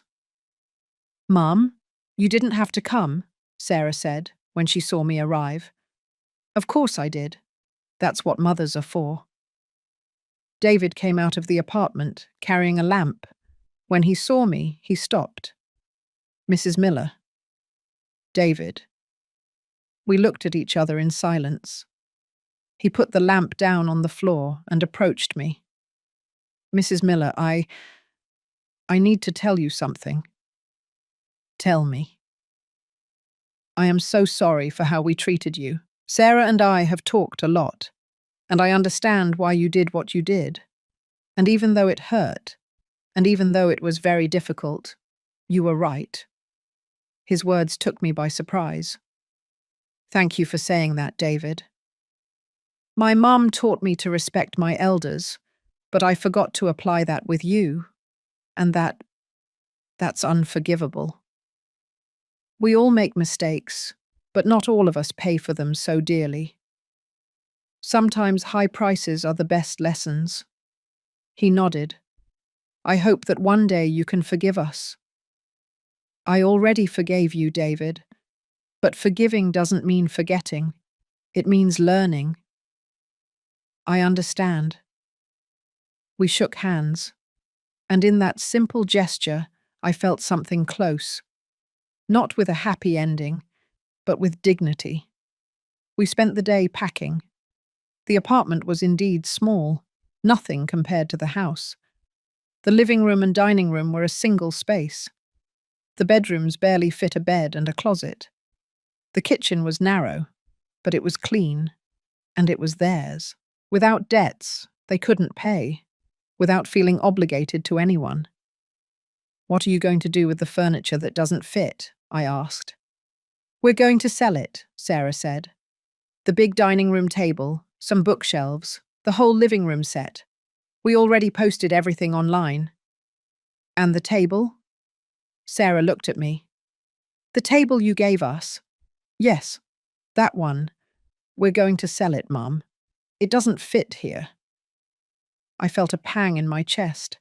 That table where I had imagined family meals, laughter, Christmases. "That's fine," I said. "It was yours. You can do whatever you want with it." But Sarah noticed my expression. "Mum, if you want it." "No, my love.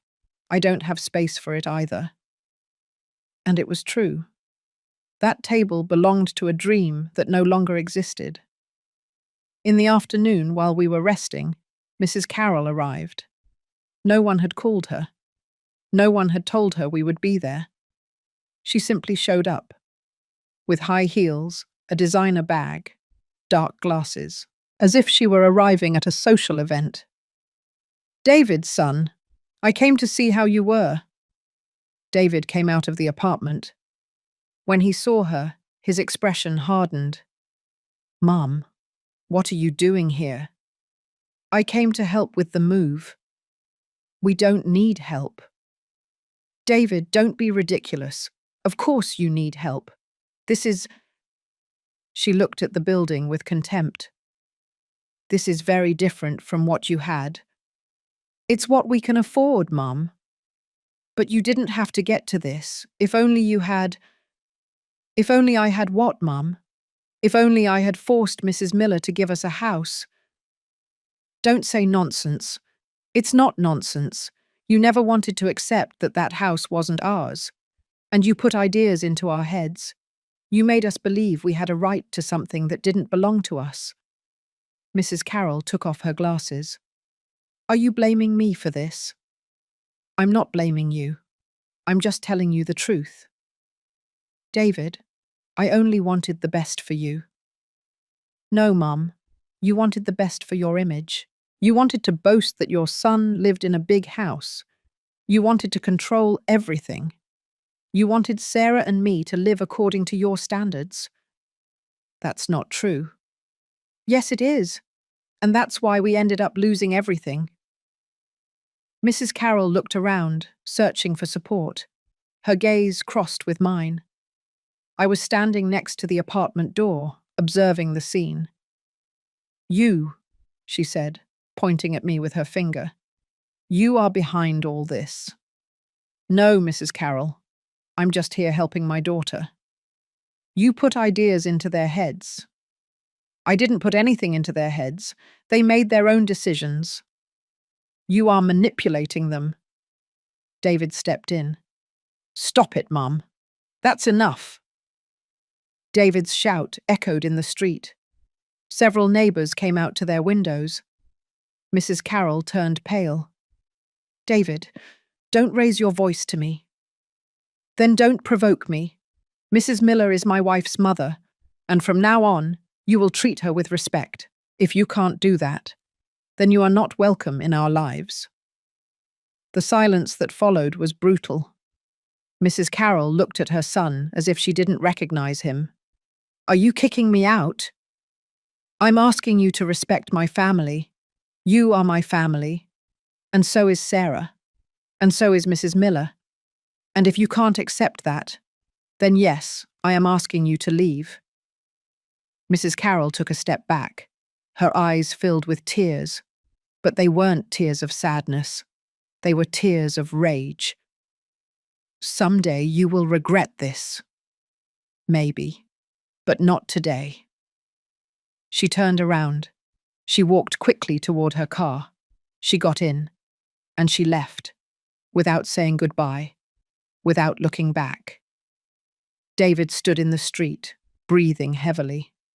Sarah came out and hugged him. "I'm proud of you," she whispered. He hugged her tightly, and he cried. He cried like I had never seen him cry before, because he had just set a boundary that he had been avoiding for 30 years. And that hurts, even if it's the right thing to do. That night, after finishing the move, we ate pizza on the floor of the new apartment.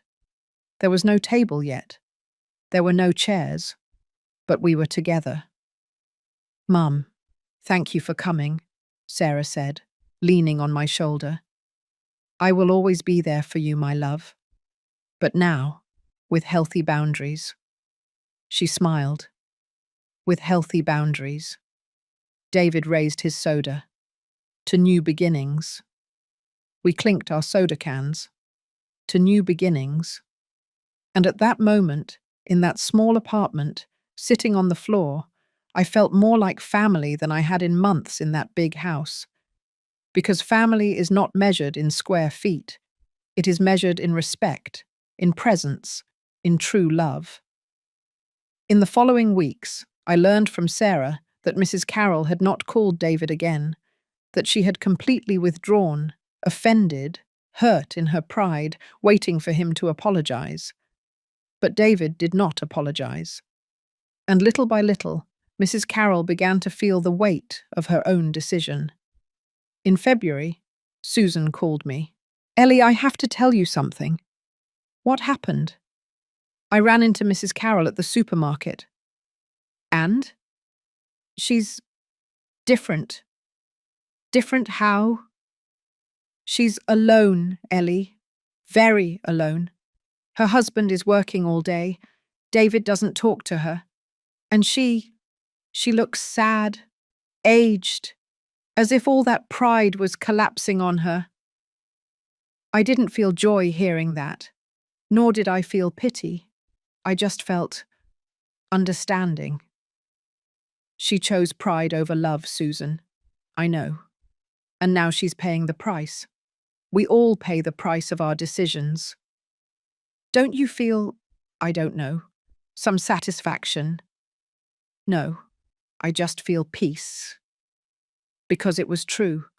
I hadn't done this for revenge. I had done it to save myself. And the fact that Mrs. Carroll was facing the consequences of her own behavior, that wasn't my responsibility. That was karma, that silent justice that arrives when you least expect it. In March, Sarah told me that Mrs. Carroll had tried to reach out again. She sent a message to David. It said she missed him, that she wanted to make peace. And what did David reply? He told her that he missed her too, but that things had to change, that if she wanted to be in our lives, she had to respect our entire family, including you. And what did she say? She got angry again. She said David was asking her to humiliate herself, and she hung up. I shook my head. She doesn't understand that respecting is not humiliating oneself. No, Mum, she doesn't understand. Maybe someday she will. Do you think so?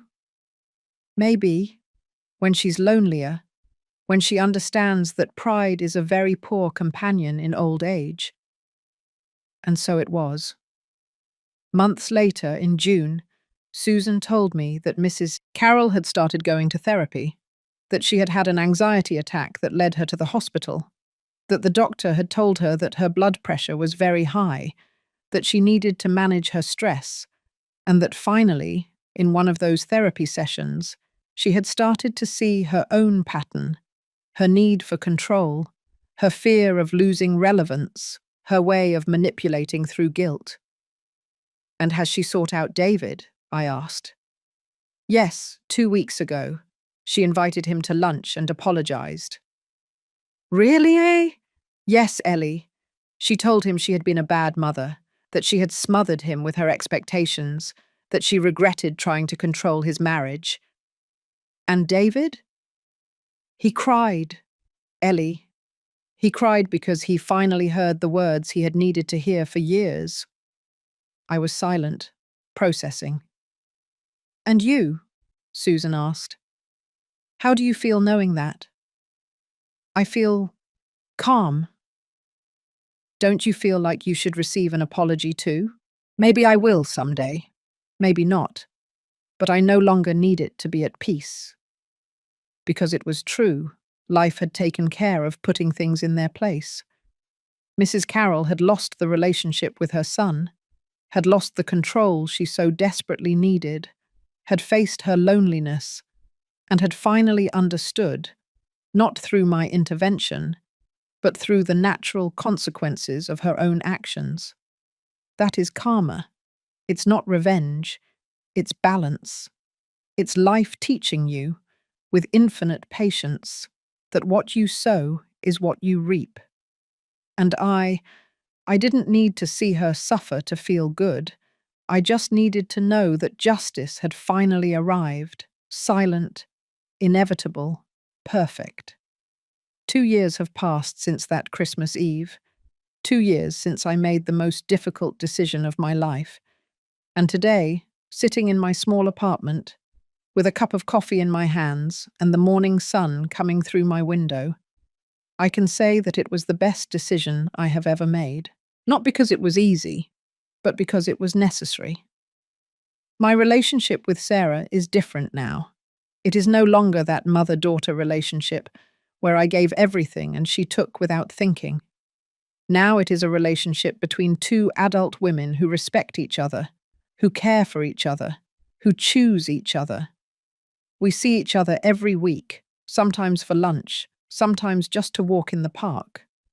We talk about everything, her job, her marriage, my projects, because yes, now I have projects.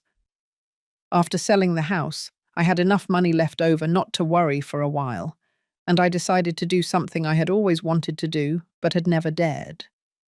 I took painting classes, something that had fascinated me since I was a little girl, but that I had abandoned because it wasn't practical, because I had to work, because I had to be responsible, because I had to sacrifice myself for others. But now I paint. I'm not Frida Kahlo, nor do I claim to be. But every time I put the brush to the canvas, I feel alive. I feel complete. I feel like me. I also joined a group of women my age. We meet on Thursdays at a downtown cafe. We talk about our lives, our children, our pains, our victories. And there I discovered that my story was not unique, that there were many women who had gone through the same thing, mothers who had faded trying to please, mothers who had lost their identity along the way, mothers who had had to make painful decisions to save themselves. And in those conversations, I found sisterhood, I found understanding, I found a space where my pain was not dramatization, where my decision was not cruelty, where my story was valid. One afternoon, one of those women told me, "Ellie, you're very brave." I shook my head. "I'm not brave. I was just tired." "That's the same thing," she replied. "Bravery is not being fearless. It's being exhausted and still taking the step." Those words stuck with me, because she was right. I wasn't brave because I wasn't scared. I was brave because despite the terror of losing my daughter, I chose not to lose myself. David and Sarah adapted to their new life. The small apartment became their home. Little by little, they decorated it with care, with simple furniture, with plants, with photographs. And although it was difficult at first, now Sarah tells me that it is the place where she has been happiest. "Because it's ours, Mum," she told me one day. "We don't owe anyone. We don't have to impress anyone. It's just David and me." And that was something they wouldn't have learned if I had kept giving them everything. Sometimes the greatest love is letting them fall, so they can learn to stand up on their own. David and his mother finally found a balance. It wasn't fast, it wasn't easy. But after months of therapy, Mrs. Carroll began to change. Not completely. People don't change overnight. But she learned to let go. She learned to respect. She learned that love is not shown with control, but with freedom. 6 months ago, David invited me to lunch, just him and me. We went to a quiet restaurant, and there, while sharing some pulled pork sliders, he told me something I will never forget. Mrs. Miller, I know what happened was very painful for everyone, but I need you to know something. What is that, David? You saved me. I looked at him confused. How? You saved me from becoming my mother. When you sold that house, I was furious. I felt like everything had been taken away from me. But over time, I understood something. I understood that I was living the life my mum wanted for me, not the life I wanted. And if you hadn't done what you did, I would have continued like that, trapped, without realizing it. His voice broke. Now I have a simple life, but it's my life, and that is priceless. I took his hand.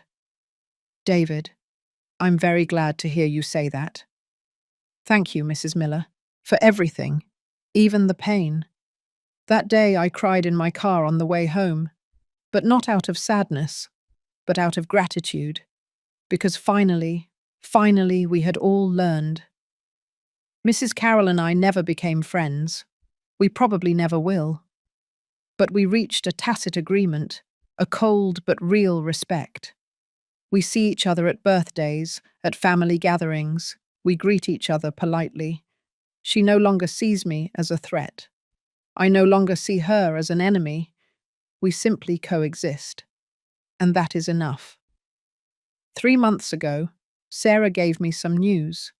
She came to my apartment one Sunday morning with a bag of donuts and a nervous smile. Mum, I have to tell you something. What is it, my love? She sat next to me. She took my hands. I'm pregnant. The world stopped. What? I'm going to be a mum. And you're going to be a grandma. The tears came before I could stop them.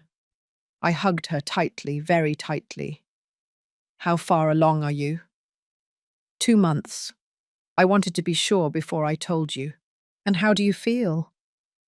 Scared, excited, happy, and I want you to be with me through all of this, Mum. Of course, I'm going to be with you. No, Mum. I mean for real. I want you to be an important part of my baby's life. I want you to be the grandma I had, the one who took care of me, the one who taught me, the one who was always there. My love, you don't have to ask me.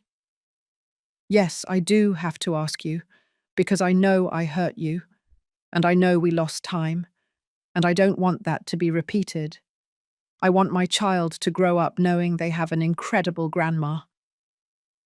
I hugged her again, and in that hug, I felt that everything had been worth it. The pain, the loss, the loneliness, everything. Because finally, we were going to have a second chance, but this time with respect, with healthy boundaries, with true love. Yesterday was Christmas, 2 years after that Christmas Eve that changed everything. This time it was different. Sarah and David invited me to their apartment. Mr. Harold and Mrs. Carroll were also there, and Susan, my sister. The table was small, the dinner was simple. Sarah cooked turkey, I brought my mashed potatoes, the same ones that were once rejected.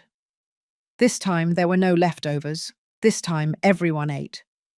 And when David raised his glass to make a toast, he said, I want to thank everyone who is here, especially the women at this table, my mom, who is learning to love me without smothering me, to Sarah, my wife, my partner, my everything, and to Mrs. Miller. He looked directly at me. To Mrs. Miller, who taught us the hardest and most necessary lesson of our lives, who taught us that love without respect is not love, and that sometimes the most painful decisions are the wisest. Thank you, Mrs. Miller, for not allowing us to forget you, for demanding your place, for saving us from ourselves. Everyone raised their glasses, even Mrs. Carroll. We clinked, we drank, and there, At that small table, in that humble apartment, I felt more at home than ever, because finally I had what I had always wanted. Not a big house, not luxuries, not appearances, just love, true love, love with respect, love that didn't make me invisible. After dinner, Sarah and I were left alone in the kitchen washing dishes. Mum, can I ask you something? Of course, my love. Do you regret it? Do you regret selling the house? I was silent for a moment, carefully drying a plate.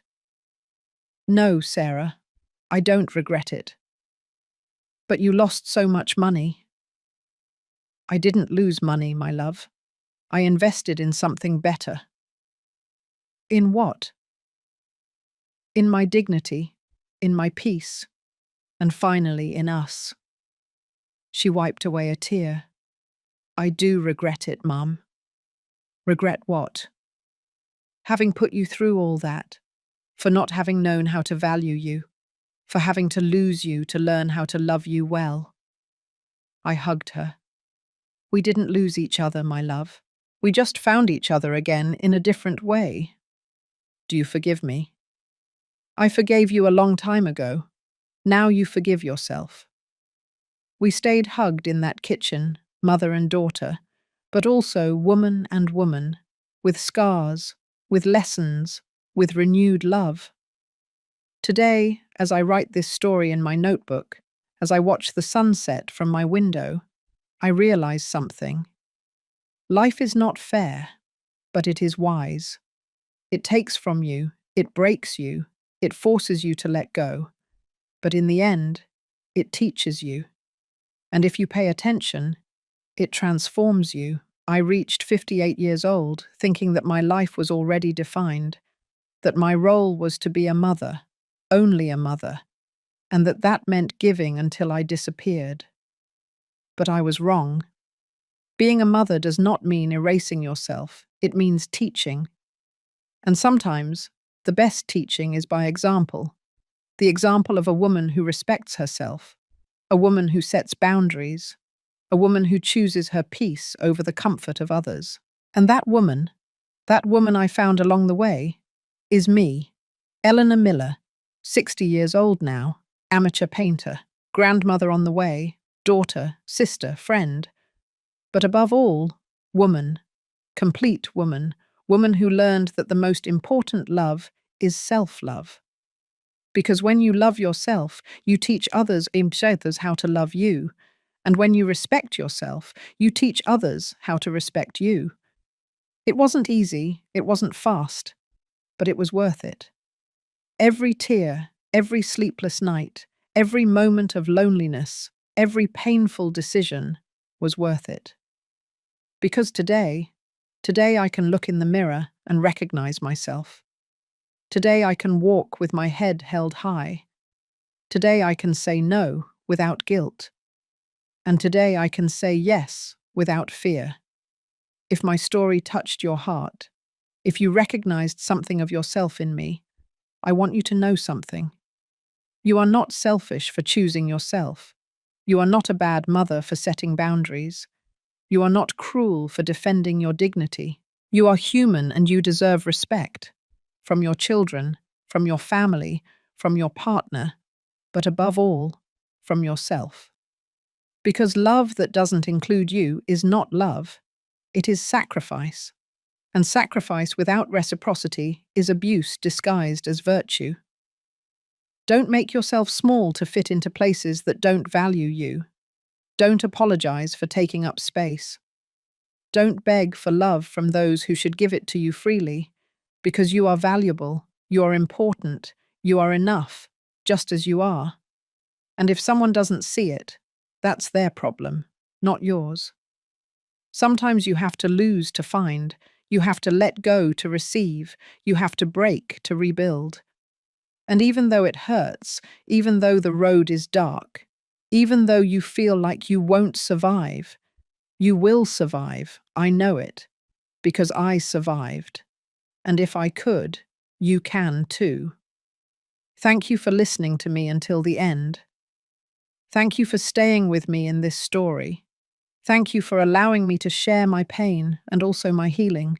If this story touched your heart, share it with someone who needs it, with that mother who is struggling, with that woman who feels invisible, with that person who needs to know that they are not alone. Because sometimes one story is enough to change a life.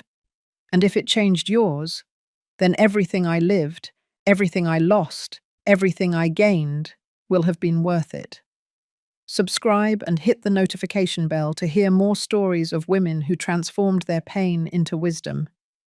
Every day, a woman, a life lesson. Share this story with someone you love.